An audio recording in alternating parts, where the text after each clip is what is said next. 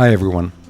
I want to read to you from an article I wrote several years ago called Why I Decided to Save Physical Contact for Marriage. Not long after I published this article, it became the most widely read post on my Hebrew blog. I've also been told that it's been printed out and taught in many educational institutions. In light of all this, I thought it was worth translating and putting it out there for English speakers. The piece was translated by the talented Sarah Levin. You can read it over at my Substack column, Returning Light, via the link in the description below. Enjoy. One of the aspects of Jewish life many people find most difficult to understand is shmirat negiah, the custom according to which men and women don't engage in physical contact with the opposite sex before their wedding. I want to share a little bit about my own personal decision to observe this custom, and why I still think it was one of the best and wisest decisions I have ever made. I like to joke that I'm one of the only ba'alei tshuva, that is, people who weren't born into Orthodox Judaism but arrived at it later in life, who started to observe negiah before they started to observe Shabbat. But what can I say? It's true. The decision was a deeply meaningful part of my journey. My story begins at the age of 25, when my then girlfriend and I broke up. The relationship had only lasted for less than a year, but it was the most serious relationship I had ever had.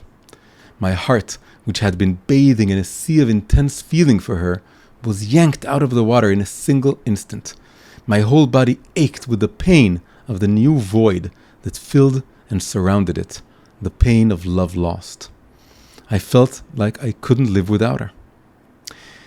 Heartbreak may leave you crushed and suffering, but it also has a silver lining. Between the cracks in your heart are spaces that can let new light in. Yes, your usual fortitude breaks down, but so does the armor that you've built up to reinforce it. An armor that may seal off your heart from opening up to new ideas and feelings. I was in college at the time of my breakup, and I had a kind, smart friend, a religious man, in whom I confided. It was thanks to him and to my broken heart that a single short sentence he said was able to pierce my armor and affect me. When I casually told him that I don't think my ex-girlfriend ever really understood the meaning of commitment, he sighed and replied, "Unfortunately, that's the problem with an entire generation today." Like I said, it was just a short, simple sentence, even a trivial one. But in the right place, at the right time, a short, trivial sentence can be a fatal virus that cuts through your defenses and wreaks havoc with your system. In my case, this sentence set off a chain reaction of insights that began to expand like a web of cracks on ice. A few short weeks later, the solid frozen surface on which I was standing shattered, and I found myself plunging into new waters, ice cold but deeply rejuvenating. I began to look around me and re-examine the way relationships worked in the world I lived in. Modern, liberal, secular society. How did they start? How did they end? What were their boundaries? What were the unwritten codes they followed? How did they influence us on a mental and emotional level? Above all, did they make us feel good? Was the system working? Now, not right off the bat, but fairly quickly, I came to a few startling realizations. The first was that although freedom is the first word we would assign to our post-sexual revolution age, much of that freedom exists only on paper. In practice, we're not really free. For example, teenage girls and boys aren't free to choose to keep their innocence, say to avoid seeing much nudity, not to mention porn, on TVs or their cell phones. They aren't free to hold off on sexual experimentation or to marry their first boyfriends or girlfriends. Sure, sexual experimentation can sometimes take place later in life, but only because you haven't managed to make it happen, not because you haven't tried, and the attempts can sometimes be desperate and extreme, particularly as one gets older. In many places, to still be a virgin when you graduate high school is seen as a colossal embarrassment, and kids will do everything in their power to get rid of that burden. Sure, you could officially marry your high school sweetheart, but first, you'd have to face an onslaught of pressure from your peers to take a break and experiment with other partners in order to find out what you're missing out on. It's tough to withstand this kind of pressure, and indeed, most couples don't. And of course, they almost never get back together in the end. If we're really not free, at some point this begs the question, is it really such a good idea to set freedom so high on our hierarchy of values? Doesn't this come with a few unsolvable paradoxes? The Monty Python comedy troupe has a famous scene with a mob that chants, "We are all individuals," except for one wise dissenter who says, "I'm not." Could it be that we've become that herd, shouting, "We are all free," in perfect unison, just because someone's lifted up a sign telling us to do so? My second realization had to do with the model of casual dating and hookups that we've taken up. This model entails full physical intimacy on the one hand, but only a partial and vague kind of commitment on the other. In fact, it could be argued that this model's sole raison d'être, its right to exist as an alternative to marriage, is its low level of commitment, the fact that it's easy to get out of. This means that there's a constant inherent gap between the high intensity of intimacy and the relatively low intensity of commitment. This gap has many consequences. For instance, when each side knows that he or she can leave at any moment and that their partner can do exactly the same thing, the possibility of a breakup and the loneliness that would ensue always hangs like a dark cloud over the couple and descends like a fog each time they encounter difficulty in their relationship. An image came into my head. A double bed with a couple sleeping blissfully in it, bathed in moonlight. But next to each side of the bed hangs a softly flickering exit sign. One lives in constant vigilance and even anticipation of the breakup. One of the most depressing side effects of this phenomenon is coming up with backup plans in case your partner decides to leave you. You start up half-conscious, half-flirtations with other people so that you will have someone into whose arms you could flee if you have to. Add to this the fact that people are guided by media and social norms to experience a series of relationships of this kind, sometimes a very long one. There's even a name for this. It's called serial monogamy. Now, this too has dramatic consequences. The first sexual experience we have is unbelievably exciting. It's the first time our body opens up to another person and our first exposure to another person's body. In a situation like this, the physical and the emotional are thoroughly inseparable. But when the inevitable breakup comes along, these two sides of us are severed from one another. The body realizes that our feelings weren't as everlasting as we thought, and so it sobers up. Our scarred heart realizes that physical contact can be deceiving, and so it hardens. When our next relationship comes along, it's easier for us to share our bodies with someone else, because it isn't our first time. And yet it's harder for us to share our hearts for the exact same reason. This only gets worse with the third and fourth relationships. As the body becomes cheaper, the heart becomes more expensive. The easier it becomes to share our bodies, the harder it becomes to share our hearts. The end result of this process is that our body is totally liberated. Sex is no big deal for us, something we can share freely with many others. But at the same time, our heart is totally shut away in the deepest of locked rooms, terrified of being given to anyone. These and other insights led me to take a different look at the young, religious men and women around me. Jerusalem is full of them, but until that moment, they had never really interested me. They would go out on dates without holding hands, would stroll side by side down the streets, and sit next to one another on benches with an endearing shyness. They talked and got acquainted and talked some more. They were shomer negiah, they explained. They would get to know each other only through ongoing conversation. And when their hearts and minds told them that this was it, they would decide to get married. Physical touch would begin only after the wedding. They didn't meet through arranged marriages, although matchmakers certainly sometimes helped. Rather, they chose one another of their own free will, just like us secular people. The difference was that if their relationship wasn't right for them, they wouldn't have to deal with the aftermath of intimate contact that had come to an end. Their hearts may have ached. After all, you can't fall in love even without touching. But their bodies weren't screaming in pain. The scar was smaller and healed faster. And it didn't create that growing chasm between body and heart that me and my friends had experienced. One night, a religious girl I knew from college came to a secular party I was at. The poor thing had probably expected a few friends hanging out in a living room and talking to the sound of jazz music. The dark, crowded, deafening apartment, clouded in a haze of cigarette smoke and alcohol fumes, was a bit of a culture shock for her. I was the first familiar face she saw, and so we went out to the balcony to talk. We talked all evening, had a very engaging conversation, and then went our separate ways. But as I was walking home, a strange feeling accompanied me along the way, and I tried to figure out what it was. Finally, I put my finger on it. I realized this had been the first time in my adult life that I had spoken with a girl for an entire evening, while knowing with absolute certainty that, since she was observant, nothing would happen between us. Of course, in almost all of those other cases, nothing had happened either. Still, the possibility was always there in the background, so that the conversation was charged with tension of one kind or another.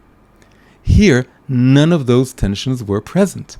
In their place was a kind of unfamiliar quiet, a quiet that allowed for another kind of conversation to take place, a gentler, more honest conversation, one free from the possibility of it. Later I would learn that this quiet has a name in Jewish sources. It's called nekiyut da'at, clarity of mind. That very night, as I lay in bed, I felt the first glimmer of a possibility, like a tiny sail on the edge of the horizon, that I too could one day get married without being intimate with my wife before the wedding.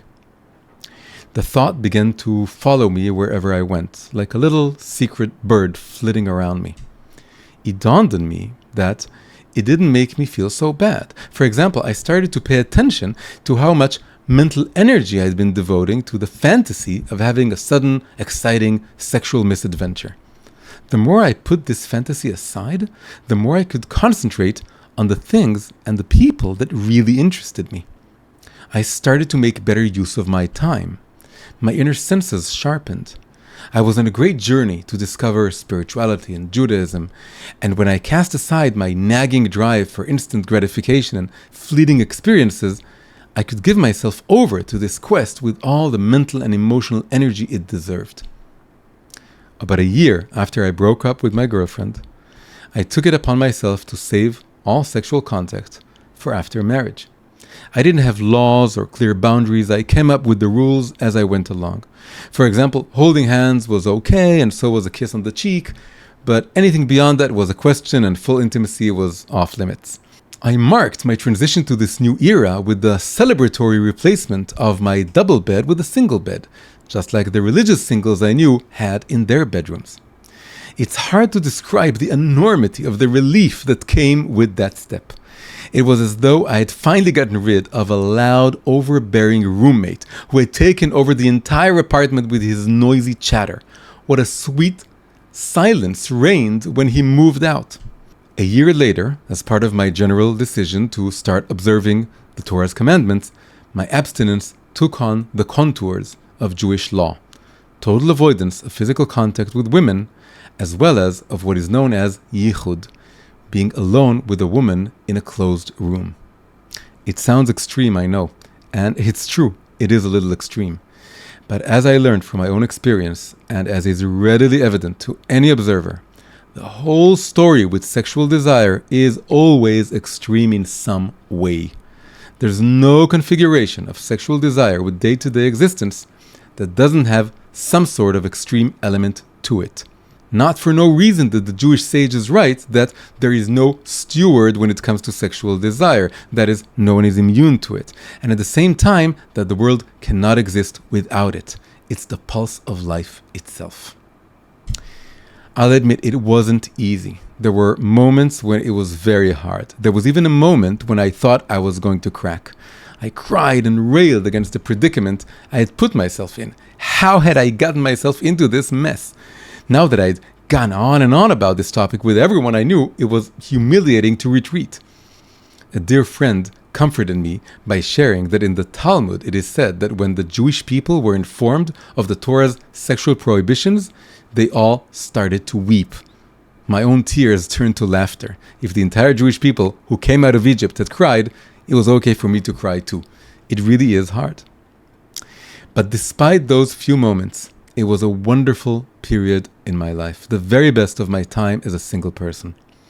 I lived in a hip neighborhood of Jerusalem, Nachlaot, in case you know it, explored my relationship to Judaism, and went out with religious girls. Those were years full of searching and confusion, of hope and disappointment, but there was also a kind of thin blanket of quiet joy draped over all of it, a sense of purification and of cleansing. I felt that I was preparing myself for the real thing. Then, 4 years after the breakup and 3 years after my decision to abstain from sexual contact, I met her. She had grown up in a religious home, but she was divorced with a child and so had seen a thing or two in her life. We hit it off very quickly. As early as the second week, I knew something serious was going on. 5 weeks later, I proposed to her, and to my utter delight, she said yes. In answer to your question, yes, the fact that we abstained from touching did speed up our decision-making process. It tends to do that. But there are two sides to this coin, and it's important to acknowledge them both.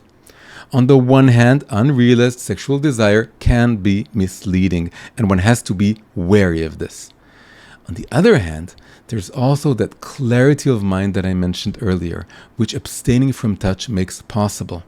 This clarity of mind helps us to understand faster what's right for us and especially what isn't. It's no coincidence that the Hebrew term for having a vested interest in something, not being objective about it, is negiah badavar, literally touching the matter. Touch entangles us with the other person in a way that takes away from our power of judgment. The converse is also true. Abstaining from touch. The converse is also true. Abstaining from touch creates a certain distance, a space that makes it possible for us to make better decisions. Like every other human being, some of the decisions I've made in my life have been good and others less so. The best decision I've ever made was the choice of my wife. But a close runner-up to that decision, and one that's inextricably connected to it, was the choice to do so while abstaining from physical touch. That choice gave our fateful decision to get married a depth and a weight that would otherwise not have been possible. Years into our marriage, which, thank God, is now approaching the end of its second decade, that decision has continued to enliven and strengthen the connection between us. The fact that we chose one another lucidly through the space between us, and that we crossed that space only after we entered into a covenant with one another, is a powerful memory to lean on. It wipes away all kinds of unnecessary doubts about whether and to what extent it was sexual desire that swept us into the relationship. We know for sure that it wasn't that. It was us. I know what many of my readers and listeners will want to say to me. I had a luxury that those born into religious homes don't have. The fact that I got to experiment with physical relationships and arrived at the conclusion that it wasn't right for me. And it's true, as the saying goes, no one is wiser than he who has experience. Here's the thing though, that's true of everything in life. But it doesn't mean we have to go through everything in life. Someone who's experienced mortal danger will appreciate life more than someone who's never faced that risk. Someone who's struggled with a disease will appreciate health more than someone who's always been well. But it takes only a little bit of common sense to see just how absurd it would be to suggest that we should, God forbid, put someone's life in danger or infect them with a disease for the sake of the insights that those things could help them reach. Yes, in a certain sense, someone who has been through intimacies and breakups and made his way out will come out the better for it. Someone who falls and fails in that area needs to pick themselves back up and set things right.